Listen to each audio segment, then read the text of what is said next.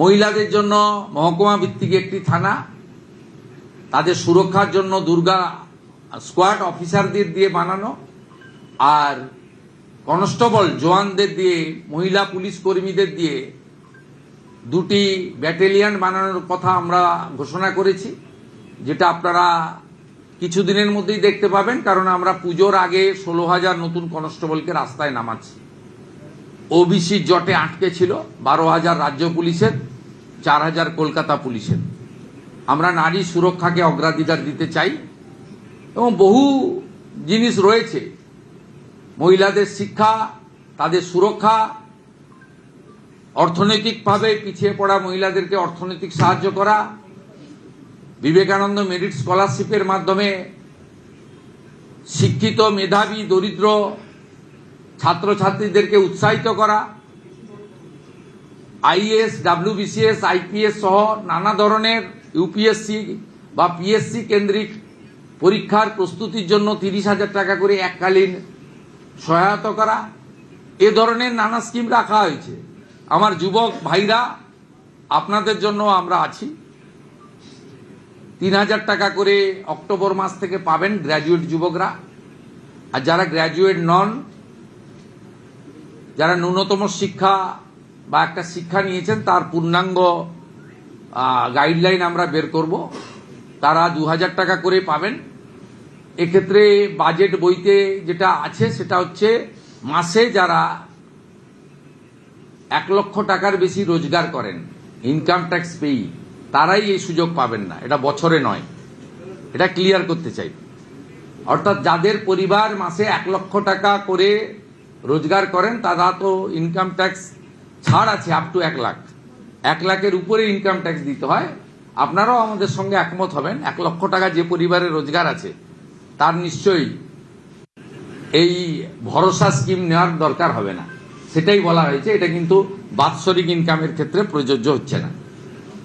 সরকারি কর্মচারীদের ইতিমধ্যে বকেয়া এরিয়া আগের সরকার কিছু দিয়ে গিয়েছিল, আমরা আসার পরে কিছু দিয়েছি। 16 থেকে 19 কার্যত প্রায় ক্লিয়ার হয়ে গেছে। এবারে ওদের বাকি 8 থেকে 15 আছে, সেটাও ফান্ড অ্যাভেলেবিলিটির উপরে আমরা দিয়ে দেব, কর্মচারীরা অ্যাসিওর থাকতে পারে। কারণ আপনাদের আন্দোলনের আমিও একটা পার্ট ছিলাম। আপনাদের কেন্দ্রের সঙ্গে রাজ্যের তফাৎ ছিল 42%, আমরা 20% ডিক্লেয়ার করে দিলাম। অক্টোবরে পেয়ে যাবেন, অক্টোবর থেকেই পেয়ে যাবেন।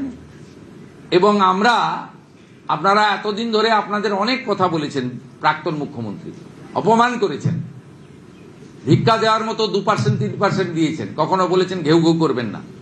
আমি আপনাদের বন্ধু হিসেবে কথা দিচ্ছি যে আর কয়েকটা মাস সময় দেন, অর্থমন্ত্রী, অর্থ রাষ্ট্রমন্ত্রীকে পাশে নিয়ে, যে আমরা একবার করে দেবো, দ্রুততার সঙ্গে করে দেবো, একটু সামলে নিতে দেন। মাত্র 1.5 মাস বয়স এই সরকারের, এবং বিপুল ঋণের বোঝা আছে, সব দিক সামলে এগোতে হচ্ছে। আপাতত 20% আপনাদের দিলাম, পুজোর মাসেই অ্যাকাউন্টে পেয়ে যাবেন। আমরা পুজোর মাসেই আপনাদের অ্যাডভান্স অ্যাকাউন্টে ঢুকিয়ে দেবো, অক্টোবর মাসে 20% দিয়ে। এবং বাকি যে গ্যাপ থাকলো 22%, সেটাও ধীরে ধীরে ধীরে ধীরে অপেক্ষা করুন আরেকটা বাজেট পর্যন্ত, ডক্টর স্বপন দাশগুপ্তর আরেকটা বাজেট পর্যন্ত আমি আছি সাথে, আপনাদের কোনো অসুবিধা হবে না। 7th পে কমিশনের কমিটি করে দেওয়া হয়েছে, সহযোগিতা করুন। আমি টার্গেট বেঁধে দিয়েছি, ডিসেম্বরের মধ্যে পে কমিশনের রিপোর্ট দিয়ে দিবে, তাহলে জানুয়ারি মাসে আপনাদের কার্যকর করে দেবো আমরা। 7th পে কমিশন কার্যকর হলে আগামী অর্থবর্ষে, অর্থাৎ 28-29 অর্থবর্ষে 8th পে কমিশনেরও কাজ, যা দিল্লিতে কেন্দ্রীয় সরকারের আয়োজন হয়েছে, আমরা সেটাও বিবেচনার সঙ্গে দেখব। আমি কোন কথা ছাড়ি আর কোন কথা বলি, মূল কথাগুলো বলে গেলাম আপনাদের এখানে। এবং আপনারা নিশ্চিন্ত থাকুন, সবাই সহযোগিতা করুন। প্রচুর দুর্নীতি হয়েছে। বিধবা ভাতা পেয়েছে পুরুষ, লক্ষ্মীর ভান্ডার পেয়েছে পুরুষরা। এভাবে সরকারি টাকা দেয়া যায় না। অনেকে সোশ্যাল মিডিয়ায় অনেক জ্ঞান দেন, আমরা শুনি দেখি, একটু অপেক্ষা করুন না। একজনকে তো 34 বছর দিয়ে দিলেন, তালা লাগানোর কাজ ছাড়া আর কিছু করেনি।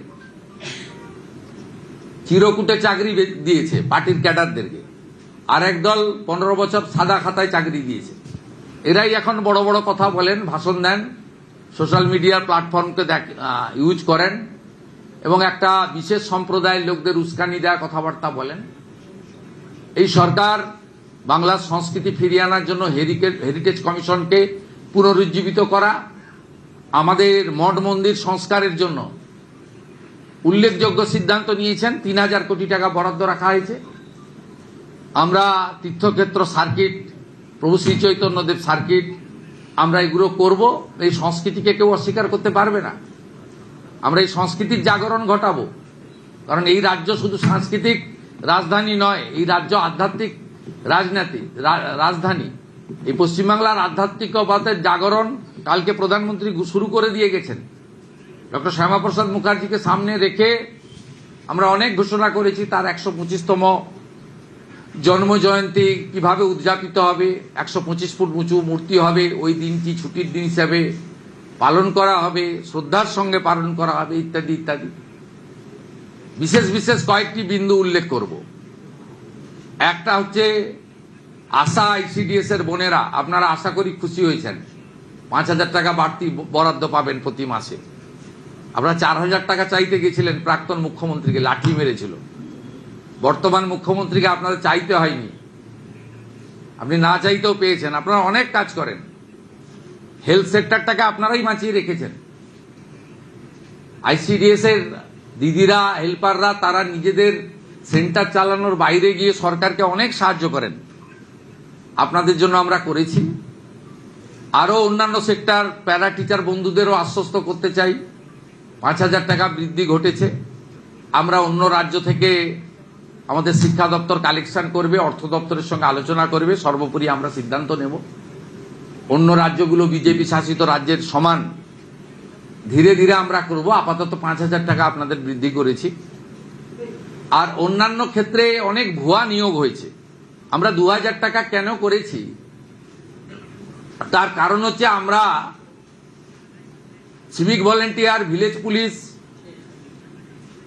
আমাদের অন্যান্য যেগুলো আছেন কন্ট্রাকচুয়াল, এদের অনেক জল মিশানো, এদের যোগ্যতা নেই, অনেকেরই এডুকেশন সার্টিফিকেট ভুয়া, অনেকেই পার্টির ক্যাডার হিসেবে কাজ করেন, নিজের কাজ করেন না, অনেকেরই শারীরিক দক্ষতা নেই, অনেকের বয়সের সার্টিফিকেট ভুয়া।